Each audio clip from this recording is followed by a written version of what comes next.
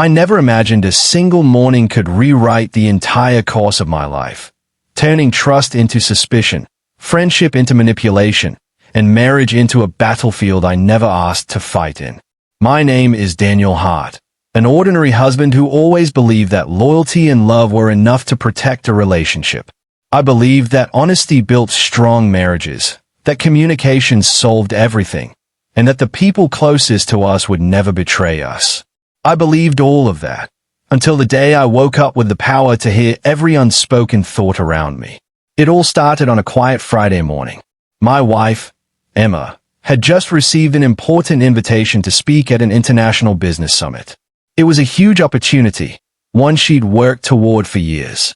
She was so excited she barely slept the night before, packing and repacking, rehearsing her speech aloud while pacing across our bedroom floor like an anxious college student before a final exam.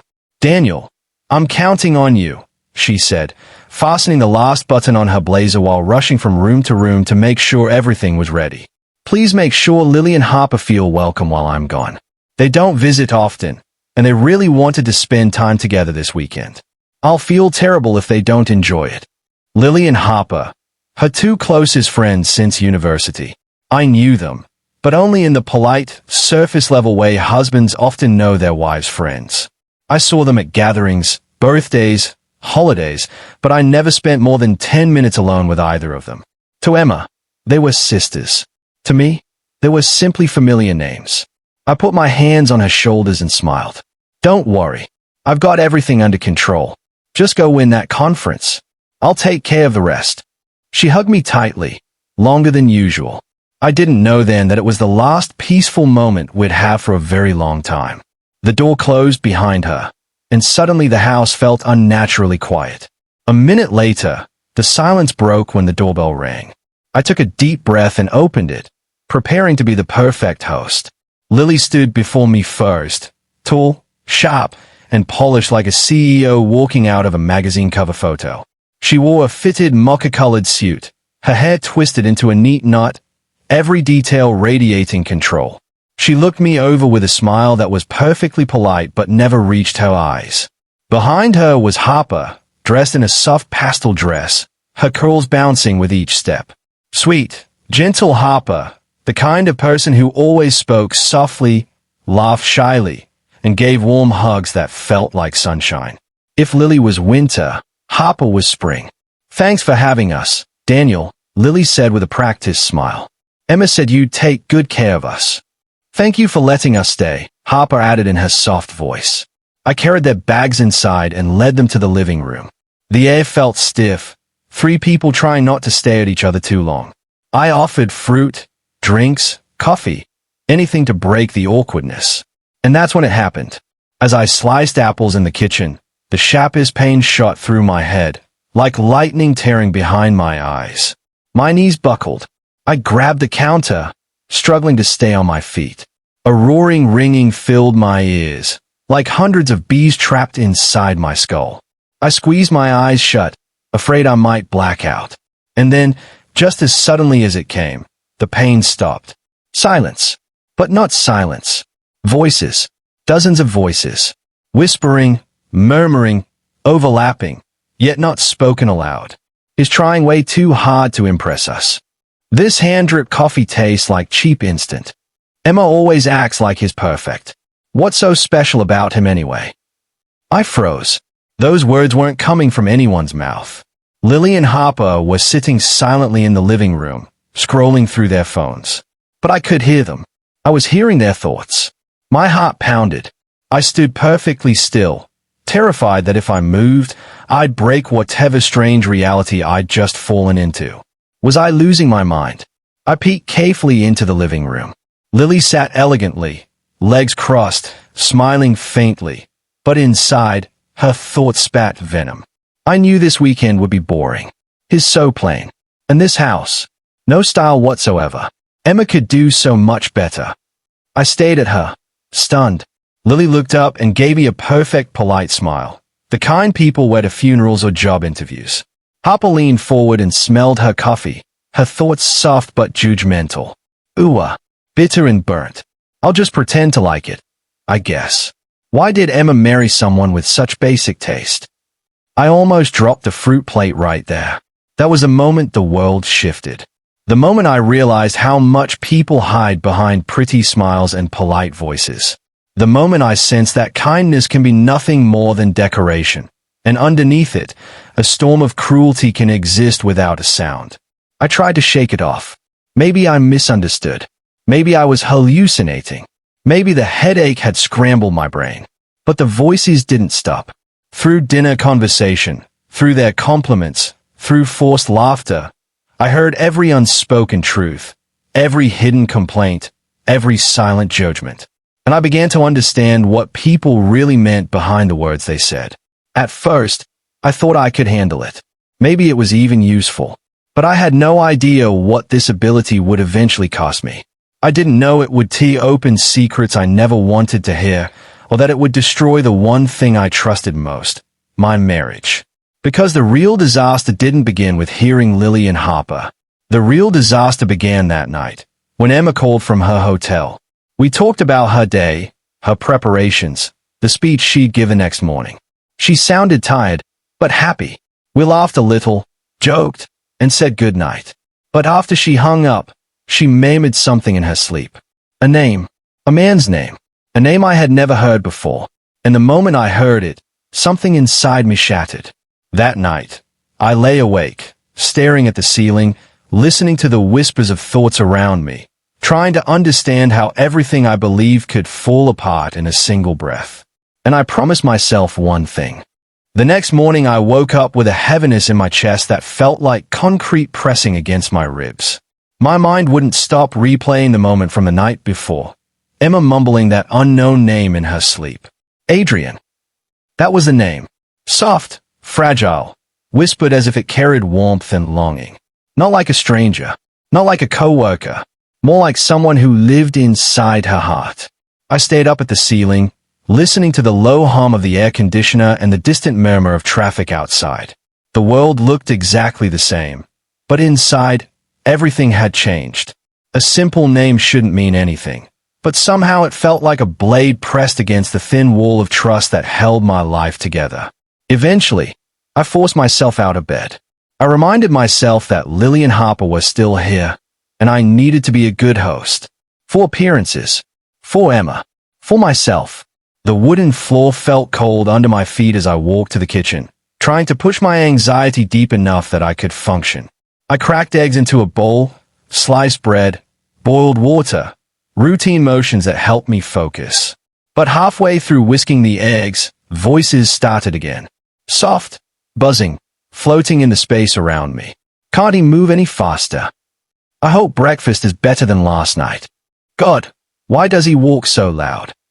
My hands tightened around the whisk until my knuckles turned white.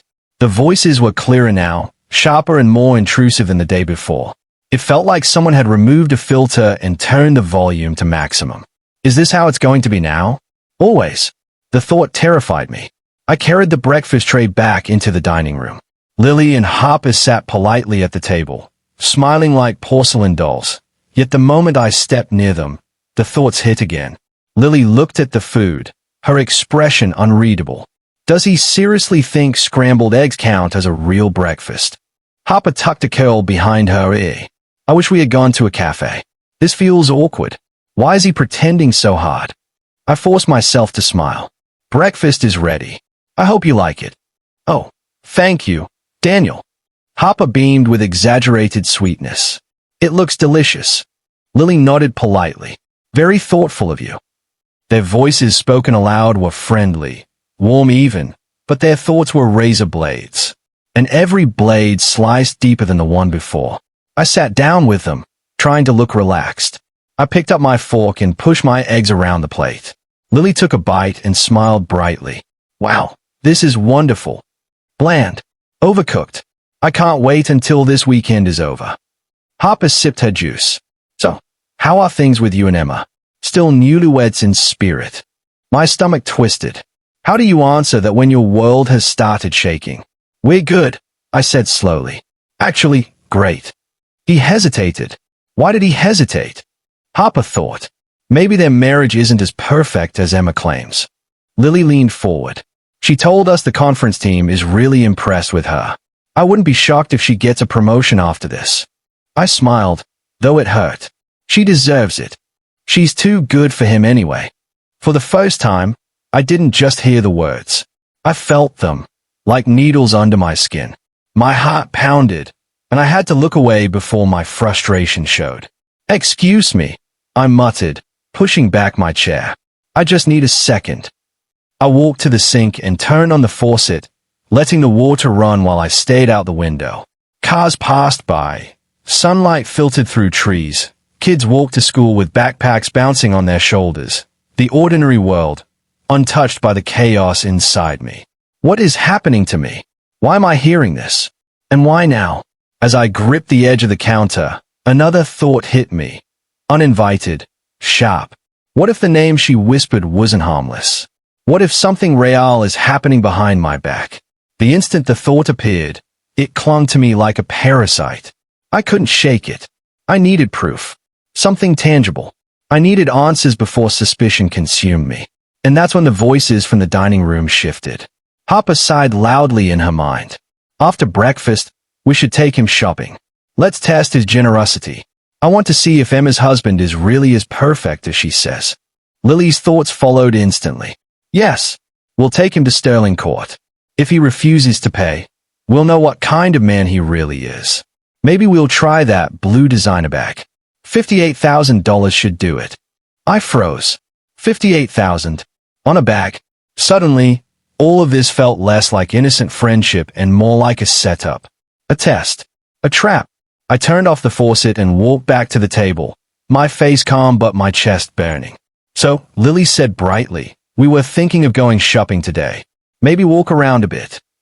I hesitated for a moment, then forced a casual smile. Sure, why not?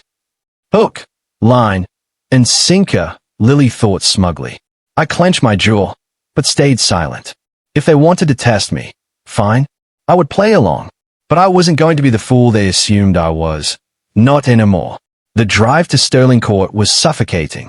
The car was silent except for occasional fake laughter. But thoughts never stop. He looks nervous. Do you think he even makes enough to buy luxury items? Emma acts like she married a prince. The mall glittered like a palace. Glass storefronts, marble floors, golden lights reflecting off spotless surfaces. It smelled like perfume and polished leather. The moment we stepped into the most expensive boutique, I felt every employee's eyes on us. Harper gasped dramatically. Oh my God, Lily, look at that one. She pointed to a handbag displayed on velvet, shiny silver hardware, deep sapphire leather, an exclusive anniversary edition. A small plaque read $58,000. Harper clutched her chest. I've been dreaming about this bag for months. I heard her thought cut through the air. Let's see if he'll offer to buy it. Emma always says he'd do anything for her. Prove it. Lily turned to me with a sweet smile. Daniel, what do you think? My pulse hammered in my ears. They weren't asking because they wanted my opinion. They wanted to watch me struggle. Before yesterday, I would have panicked, so desperate to maintain a good impression that I might even have pretended to consider it. But now, I stood taller. I met Lily's gaze directly. It's nice, I said evenly. But a bag isn't worth more than financial common sense, is it? Lily blinked. Harper's expression faltered. Their thoughts scrambled. He's not as easy to manipulate as we thought. He's smarter than he looks. For the first time in 2 days, the voices didn't sting. They fueled me. Harper laughed awkwardly. Of course. It was just a joke. He ruined the fun. I smiled subtly. I wasn't sure whether I was winning or just delaying an inevitable explosion. But for now, it was enough. Back home, the atmosphere changed. The girls grew strangely quiet. Their smiles thinned. We sat in the living room, and I tried to focus on anything but the constant stream of thoughts. That's when Lily spoke aloud. So Daniel, do you and Emma ever argue? It was too direct to be casual. Like any couple, I replied. Why? Oh, just curious. Let's see if he cracks. Maybe something is really wrong between them. I crossed my arms. We're solid. Liar. Something's off. I can feel it. Her thoughts stabbed through me. They kept talking, but I heard nothing after that. My mind spun with only one word. Adrian.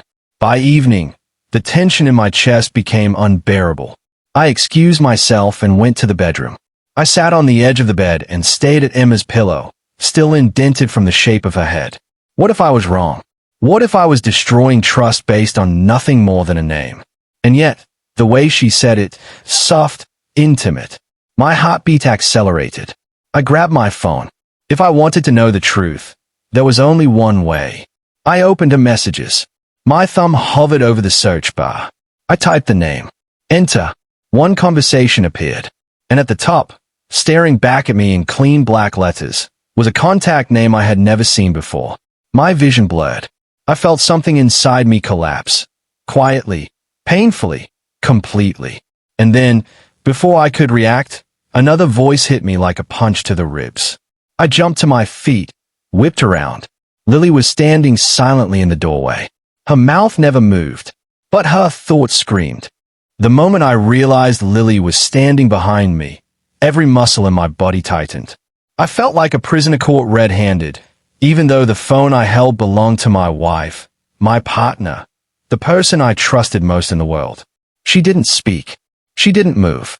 But her unspoken thoughts filled the air so loudly I could hardly breathe. Is broken. Good. Now we see the real marriage beneath the perfect picture. I swallowed hard, my voice barely steady. Did you need something? Lily leaned her shoulder against the doorframe, arms crossed, expression unreadable. Oh, nothing. I just heard the door close and wondered if you were okay. You disappeared rather suddenly. Her tone was smooth, practiced, like someone who'd spent years perfecting fake concern. I just needed a moment, I said dryly. Is lying. Is terrified. What did he find? Her thoughts sliced right through me. The knowledge that she already knew I'd discovered something made my heart race harder. I felt exposed, dissected, like every wall I'd built had just been torn down with bare hands. Lily stepped a little closer. You know, Daniel, she began slowly, marriage is complicated. Everyone has secrets. Sometimes it's better not to dig too deep. You might uncover things that can never be buried again. Push him. Let's see if he explodes. I looked directly into her eyes. And what exactly do you mean by that? Before she could reply, Harper's voice echoed up the stairs. Lily, we're waiting. Are you coming? Lily held my gaze for one more charged second, then gave a soft smile, one that felt like a warning rather than kindness. I'll let you finish what you are doing. She walked away slowly, heels tapping rhythmically against the floor. But her last unspoken thought lingered behind like poison in the air. This weekend isn't going to end the way he thinks. When the echo of her footsteps disappeared, my body finally unfroze. I looked back at the phone in my trembling hand. The chat with Adrian Lewis Red Heart Hash was still open. With a deep breath, I scrolled up. Messages filled the screen, not explicit enough to be undeniable, but intimate enough to twist a knife inside my chest. Adrian, your speech rehearsal was amazing today. Proud of you. Emma, stop. You're making me blush. Flushed face. Adrian, I mean it. You're brilliant.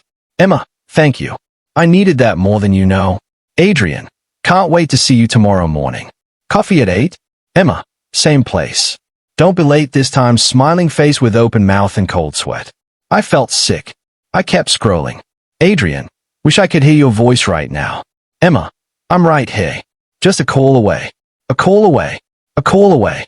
That line kept bouncing around in my head like a cruel echo. The room felt smaller, like the walls were closing in. My hands shook. I wanted to throw the phone across the room. I wanted to scream. I wanted to disappear. My marriage, the life I built, wasn't what I thought it was. And the worst part, I didn't know what hurt more. The messages themselves, or the way she whispered his name like it belonged to her heart.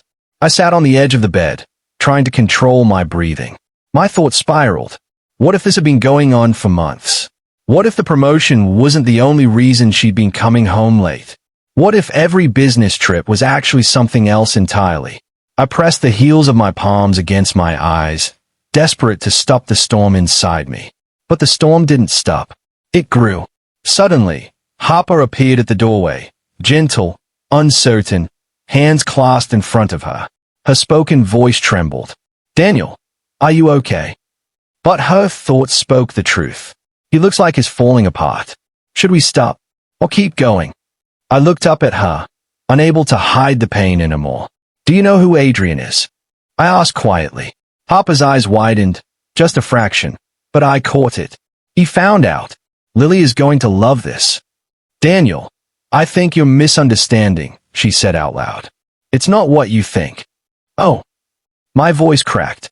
"Then explain it. Because right now it looks like my wife is a relationship with a man I've never heard of." Harper stepped into the room, but her thoughts were chaotic. "Lily said not to tell him anything. We promised Emma.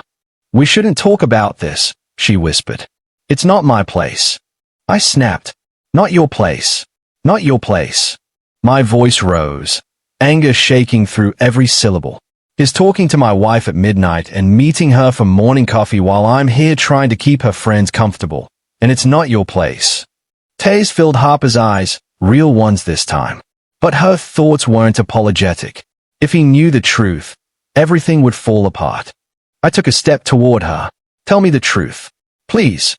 Harper opened her mouth, but before she could speak, Lily appeared behind her.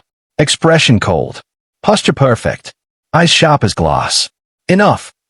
Her voice cut the air like a blade. Harper flinched. I froze. "We're guests here," Lily said calmly. "If you want to have a meltdown, do it when we're gone. Don't drag us into your problems." Pathetic. He's crumbling like I expected. I stayed at her, something inside me snapping cleanly in half. "Get out," I said. Lily blinked. "Excuse me." "Both of you, pack your things and get out of my house." Harper's breath hitched, panic flooding her thoughts. "This is bad. This wasn't supposed to happen." Lily tilted her head slightly, lips curling into a slow smile, the kind that hides knives. "So that's how you want to play this?" "No," I said through clenched teeth. "This is how it has to be." For a moment, the three of us stood in suffocating silence. Then Lily spoke again, her voice low and dangerous. "You're going to regret this, Daniel. People like you always do. Let the games begin." She turned sharply and walked out, heels striking the floor like gunshots. Harper followed quietly, wiping tears from her cheeks. And just like that, they were gone. The door slammed shut, and the house fell silent. Too silent. Silence that rang louder than thunder. As soon as the door closed, my legs gave out and I collapsed onto the bedroom floor. My chest convulsed painfully, and the air wouldn't enter my lungs no matter how hard I tried. My hands shook uncontrollably. I wasn't just hurt. I was devastated.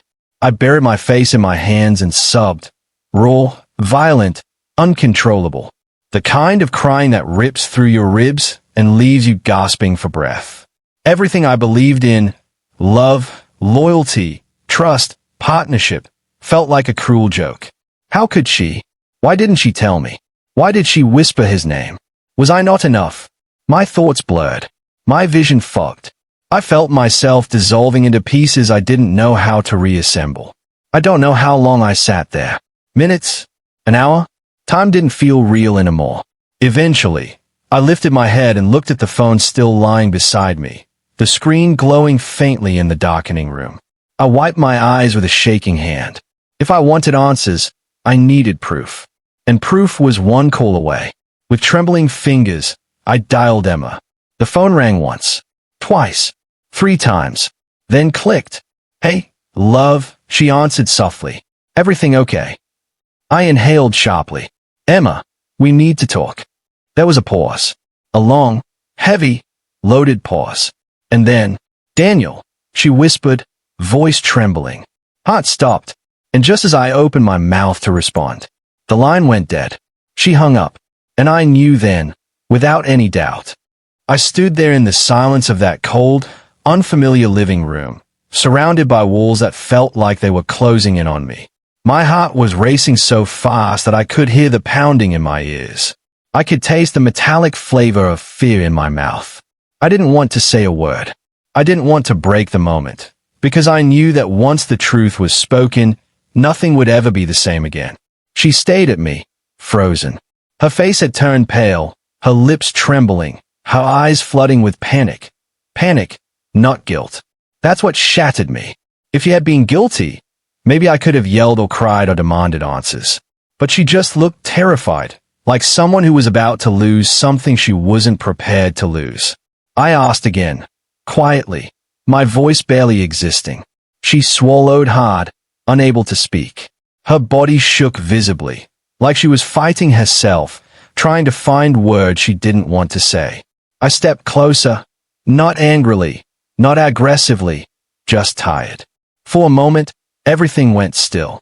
Even the ticking clock felt like it stopped. Then finally, she whispered his name. A name I had never heard before. A stranger.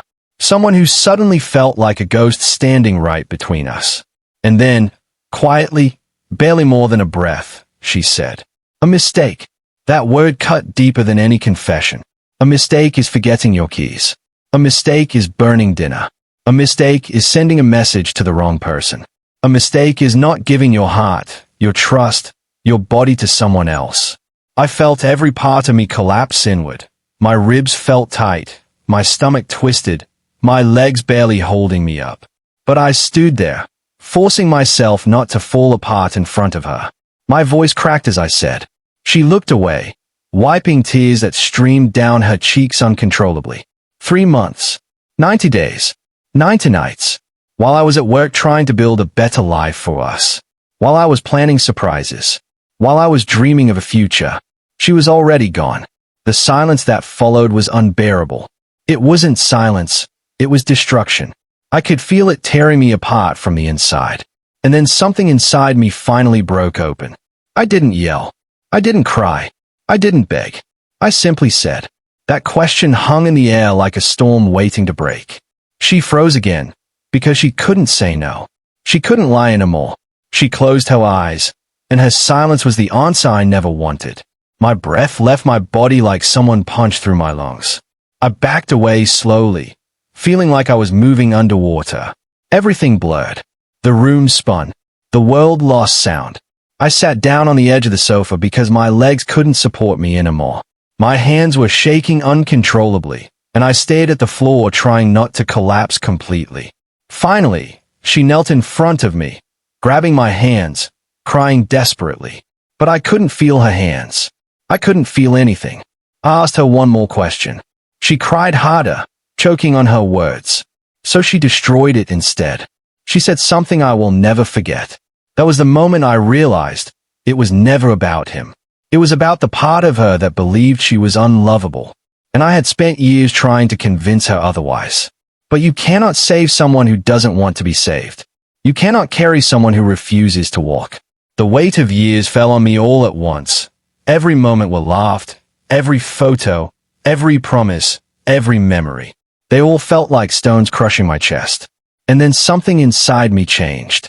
For the first time in my life, I wasn't fighting for us. I wasn't fighting to hold her or protect her or fix her. I was fighting to breathe. I stood up slowly, looking at her as tears blurred everything around her into a watercolor painting. And I said something I never imagined saying. She froze. Her sobbing stopped instantly. She stared at me like I had spoken a foreign language. But I meant it. I wasn't forgiving her to save the relationship. I wasn't forgiving to forget. I was forgiving because holding the pain would destroy me. And then I said the words that changed both of our lives forever. Her scream was the sound of a soul breaking. She grabbed me, begging, pleading, holding onto me like I was air and she was drowning. But I had nothing left to give. I gently removed her hands from mine. When I walked out of that door, I felt my heart break in a way I didn't know a heart could break. It wasn't sharp. It wasn't loud. It was slow, heavy, suffocating, like something inside me was dying one heartbeat at a time. The world outside looked different. The sky looked different. The air tasted different. I wasn't the same person anymore. I went home alone. I sat on my bed in the dark until the sun came up. No sleep. No tears. Just emptiness. A silence so loud it felt like it was tearing my mind apart. And right then, I realized something important. I didn't lose her that night. I lost myself years ago trying to keep her. And now, I had to start finding me again. When the sun rose that morning, I was still sitting on the edge of my bed, fully dressed, motionless. The light spilled slowly into the room through the blinds, cutting the darkness into thin stripes across my face. I blinked for the first time in what felt like hours. I could hear birds outside, cars, life happening somewhere far away, while inside me, everything felt dead. There's a unique kind of silence after heartbreak. It's not quiet, it's brutal. It's the silence of everything you used to be collapsing into pieces so small you don't recognize yourself anymore. I stood up slowly, almost like a machine whose parts were rusty and stiff. I looked at myself in the mirror, really looked. My face was drained, my eyes red and swollen, my shoulders heavy. I didn't see a man. I saw a shadow of the person I used to be. And in that moment, something inside me whispered. I grabbed my keys and left the house, not knowing where I was going. I just drove, miles and miles with no destination, no plan, no direction. Just motion, because staying still hurt too much. At some point, without thinking, I ended up near a lake on the outskirts of the city, a place I hadn't visited in years. I parked the car, walked to the edge of the water, and sat down. The wind was cold against my face, but I welcomed it, because for the first time in days, I could actually feel something. I stayed at the water for a long time, and while I watched the waves move gently, I realized something powerful. I closed my eyes, took a deep breath, and whispered to myself. For the first time, instead of asking why it happened, I asked what now, and that changed everything. Healing didn't come suddenly. It wasn't one big moment. It was thousands of tiny ones. It started with admitting the truth. And I had to stop trying to revive a body that was already dead. I had to stop bleeding for someone who wasn't even watching me bleed. Some nights were unbearable.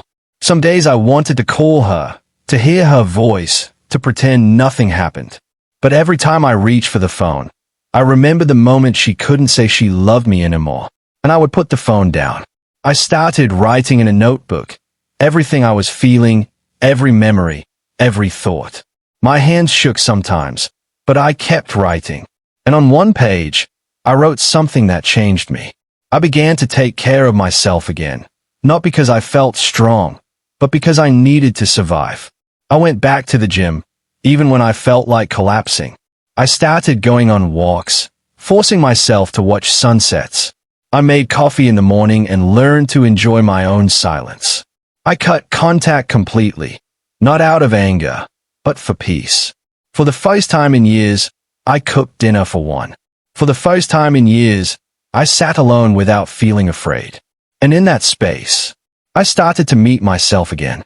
One day, while cleaning my room, I came across old photos of us, laughing, holding hands, looking like two people who believed love was enough.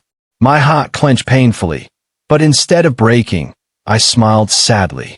Those memories weren't lies. They were real. They just weren't forever. And that was okay. I put the photos into a box, closed the lid gently, and whispered. Forgiving her was easier than forgiving myself. I blamed myself for not being enough, for not seeing the signs, for loving too much. But one night, while staring at the ceiling, I realized the wrong person will never value it, but the right person will pray for it. And then, for the first time, I said the words out loud. I cried that night, not because of pain, but because I was finally letting go of it. Weeks passed. Life slowly returned. My smile returned. My peace returned. One morning I woke up and something was different. The sun looked beautiful again. The world felt lighter. My heart didn't hurt the same anymore. I stood in front of the mirror and saw someone new. Not the broken version of me, but the reborn version. A man who learned the hardest lesson. I walked outside, took a deep breath, and whispered. Ready for new beginnings. Ready to open new pages. Ready to live again. If you're listening to this right now, if your heart is shattered, if you feel lost, abandoned, or destroyed, let me tell you something from experience. The pain you feel today will become the strength you carry tomorrow. One day you will look back and say, I didn't lose her. I lost the version of me who accepted less than he deserved. And now, I'm finally free. When the sun rose that morning, I was still sitting on the edge of my bed, fully dressed, motionless. The light spilled slowly into the room through the blinds, cutting the darkness into thin stripes across my face. I blinked for the first time in what felt like hours. I could hear birds outside, cars, life happening somewhere far away, while inside me, everything felt dead. There's a unique kind of silence after heartbreak. It's not quiet, it's brutal.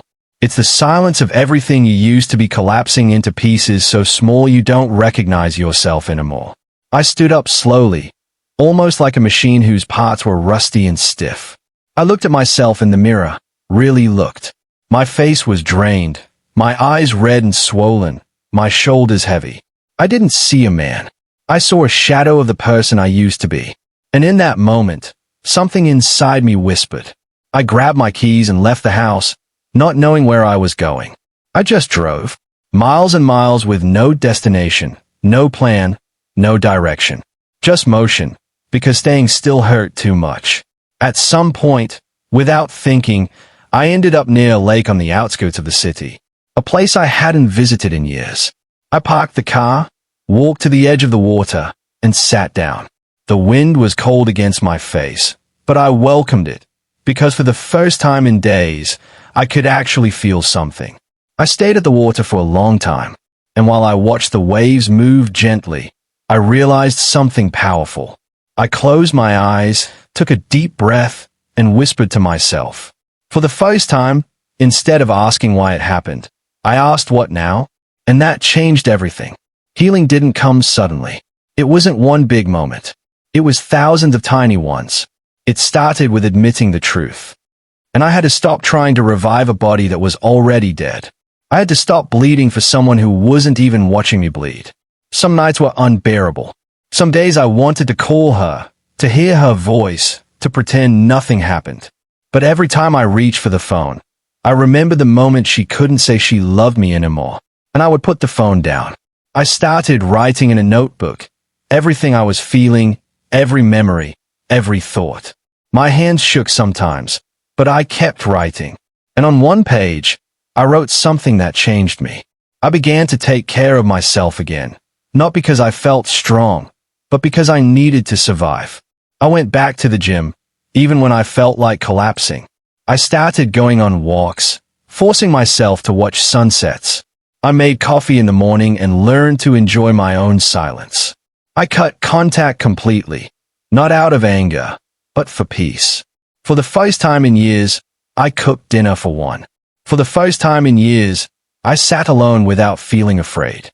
And in that space, I started to meet myself again. One day, while cleaning my room, I came across old photos of us, laughing, holding hands, looking like two people who believed love was enough. My heart clenched painfully, but instead of breaking, I smiled sadly. Those memories weren't lies. They were real. They just weren't forever. And that was okay. I put the photos into a box, closed the lid gently, and whispered. Forgiving her was easier than forgiving myself. I blamed myself for not being enough, for not seeing the signs, for loving too much. But one night, while staring at the ceiling, I realized the wrong person will never value it, but the right person will pray for it. And then, for the first time, I said the words out loud. I cried that night, not because of pain, but because I was finally letting go of it. Weeks passed. Life slowly returned.